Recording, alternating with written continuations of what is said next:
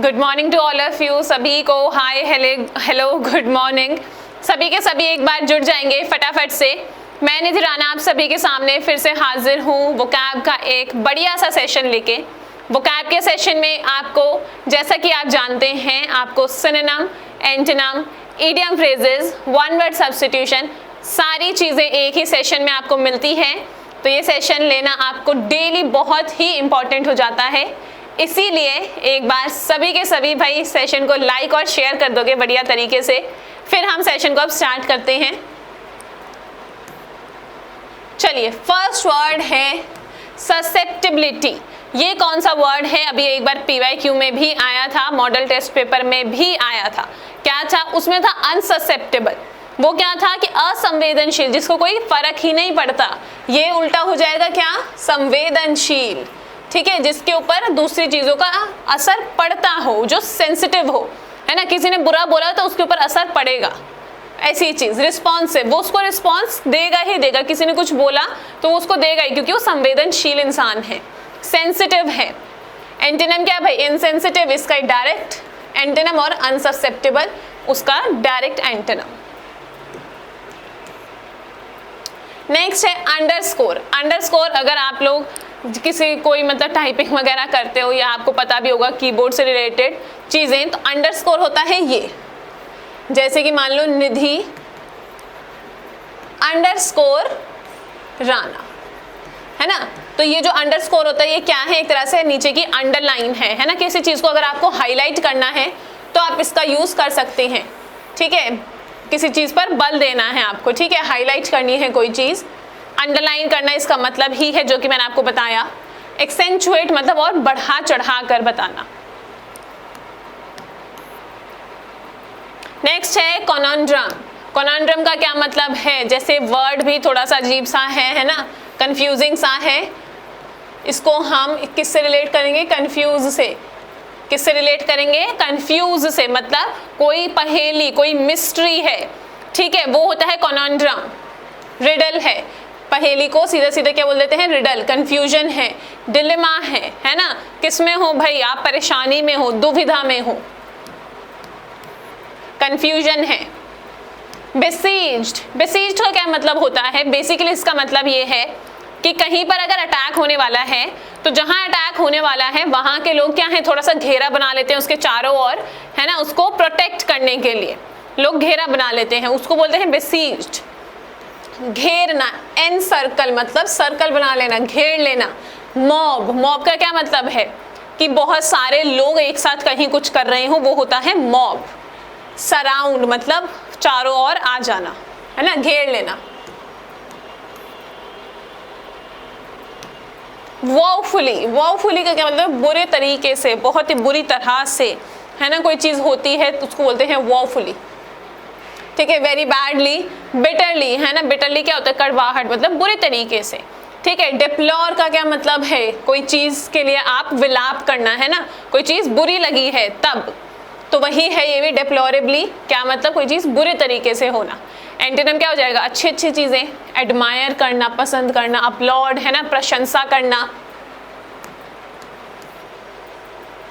Next है आउटस्ट्राइप्ड। आउटस्ट्राइप्ड वही, जैसे कि आपने बहुत सारे देखे हैं यहाँ पर आउटस्ट्राइप्ड, और आपने ट्रांसेंड पढ़ा था, आउटपेस्ट, सरपास, सारे क्या है? सेम है ना। किसी को ओवरटेक कर लेना। स्ट्राइप क्या है? ये स्ट्राइप में है, यहाँ एक इंसान चल, इसको साइड में बनाते, ऊपर ज़्यादा नहीं, ये स्ट्राइप है। स्ट्राइप है, मान लीजिए। स्ट्राइप क्या मतलब? लाइन्स है ना। जैसे मैंने पहना हुआ, इस पे क्या है? स्ट्राइप्स है ना, लाइन्स है। तो यहाँ पे एक इंसान है, आप यहाँ थे स्ट्राइप में, आपने क्या किया? आउट स्ट्राइप कर लिया, आपने इसके आगे पहुँच गए, तो मतलब कि ओवरटेक कर लिया। ठीक है, आगे बढ़ गए। ओवरटेक करना, आउटपेस कर देना, उसकी जो गति थी उससे ज्यादा गति लेकर आप उससे आगे पहुंच गए। ट्रांसेंड, डायरेक्ट मीनिंग क्या है? आगे बढ़ जाना। चलिए, ब्लाइट। ब्लाइट क्या है? आपका नाउन और वर्ब दोनों रहता है। ठीक है, नुकसान। ठीक है, नुकसान होना, करना भी, और जो नुकसान हुआ है उसको भी हम नाउन को भी बोल सकते हैं ब्लाइट, नाउन के फॉर्म में।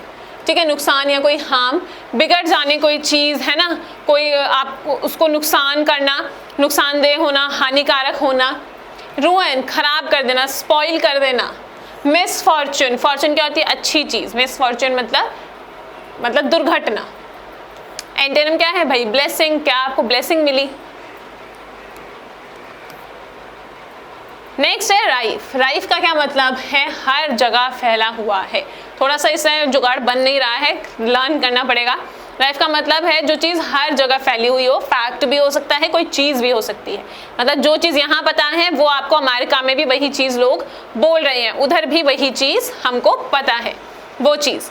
तो ये है क्या? वाइड स्प्रेड, है ना, फेमस हो, जो चीज़ प्रचलित हो। यूनिवर्सल, जैसे यूनिवर्सल फैक्ट है ना, हम इंग्लिश में करते हैं, वो यहाँ भी वही है, कहीं और अमेरिका, दुनिया के किसी भी कोने में चले जाओगे वहां पर भी वो वही रहेंगे। कॉमन है ना, नोन है, हर जगह नोन है, ठीक है भाई। यूजुअल है, जनरल है, हर किसी को उसके बारे में पता है। स्कार्स, बहुत ही कम लोगों को पता है। अननोन, पता ही नहीं है। स्पेसिफिक, कुछ ही लोगों को, स्पेसिफिक मतलब लिमिटेड लोगों को पता है। अनकॉमन है, ठीक है भाई, समझ रहे हैं आप मेरी बात? Next, grapple. ग्रैपल का क्या मतलब है? लड़ाई करना, ठीक है। ग्रैपल का मतलब, ग्रैब से इसको पढ़ेंगे हम, किसी को ग्रैब कर लेना, किसी को पकड़ लेना, पकड़ के बहुत ज्यादा मारना, वो होता है ग्रैपल, ठीक है। हाथापाई करना, फाइट करना, कॉम्बैट करना, है ना, किसी से। ये कॉम्बैट किस में रिलेटेड रहता है? आर्मी वगैरह से रिलेटेड रहता है ज्यादातर, लेकिन वो भी फाइट में ही। रेसलिंग तो आपको पता ही है भाई, है ना, WWE वगैरह 1 2 3 करते रहते हैं उसमें। चलिए, अब आपका आ गया है इडियम फ्रेज, और इसका बहुत ही एक अच्छा रेफरेंस मैं आपको दूंगी। अगर आप वो देखते हो, मैंने तो खैर बहुत पहले देखा था, नाम मुझे नहीं याद, लेकिन एक टिकटॉक या अभी इंस्टा पे एक फेमस है बहुत ज़्यादा, है ना, तो उसमें वो कोई काम कोई कुछ कर रहा होता है डिफिकल्ट तरीके से, फिर वो उसको ईजी तरीके से बताता है, और वो ऐसे करता है कि मतलब ऐसे करना था। तो वही चीज़ है कि जब आप किसी को दिखा रहे हो, लेड का क्या मतलब है यहाँ? कोई चीज़ रख देना, है ना, लेड आउट, कोई चीज बाहर रख देना कि लो ऐसे करनी है, ये चीज आपको सारा दिखा दिया, ठीक है, स्पष्ट रूप से समझा देना। एक्सप्लेन और प्रेजेंट क्लियरली, है ना, ऐसे सामने लाकर रख दिया, लेड आउट, रख दिया बाहर लाकर, ऐसे ऐसे ये चीजें होनी है। नेक्स्ट है ब्लैंकेट ऑर्डर। ब्लैंकेट ऑर्डर का क्या मतलब रहता है? ये दो के बीच में, जो कंज्यूमर है और जो सप्लायर है, उनके बीच में रहता है, कस्टमर के बीच में। क्या चीज़? जैसे कि कोई ना कोई एग्रीमेंट से रिलेटेड है, वो आपस में कोई टर्म्स और कंडीशंस पर एग्री कर जाते हैं, है ना। कोई एग्रीमेंट रहता है किसके बीच में? वेंडर और आपके कंज्यूमर के बीच में, कस्टमर के बीच में। वो कुछ ना कुछ टर्म्स एंड कंडीशंस क्या करते हैं भाई? आपका सेट कर लेते हैं। जैसे कि मान लीजिए आपने 4 चीज़ें ऑर्डर करी, तो आपके बीच में और जो ले रहा है उसके बीच में ये चीज़ सेट हो गई कि 2 चीज़ें एक दिन आएंगी, 2 चीज़ें एक दिन आएंगी, ऐसी चीज़। ऑर्डर से आप इसको रिलेट कर सकते हैं। गिव अवे, गिव अवे मतलब दे देना, है ना, डिस्ट्रीब्यूट कर देना। नेक्स्ट है क्रैंक अप। क्रैंक अप का क्या मतलब है? कोई भी चीज को आपने, आप जैसे आपको एक बार कल भी मैंने बताया था शायद, आपका क्या मतलब है? कोई चीज या तो ऊपर जा रही है, या तो इम्प्रूव हो रही है, या इंक्रीज हो रही है, यही मतलब है। और यही लिखा है, इम्प्रूव करना, किसी चीज को इंक्रीज करना, उसका स्टैंडर्ड या गति, है ना। वही मैंने आपको बताया था कल भी, यही रहता है आपसे रिलेटेड सारा। रैम्ड इनटू, जैसे किया था ना, बम्प इनटू किया था, वैसा ही है रैम्ड इनटू, इनटू इनटू दोनों में ही है, रिलेट कर सकते हो। टकराना, है ना, कोलाइड कर जाना, किसी से टकरा जाना। अब है one word substitution, probity. Probity क्या है? प्रिंसिपल से इसको रिलेट करेंगे। ऐसा इंसान, है ना, जो बहुत अनुशासन का पालन करता हो, अनुशासन, प्रतिष्ठा, परंपरा, है ना, बहुत ही मॉरल वैल्यूज वाला इंसान हो वो। नेक्स्ट है डॉलफुल।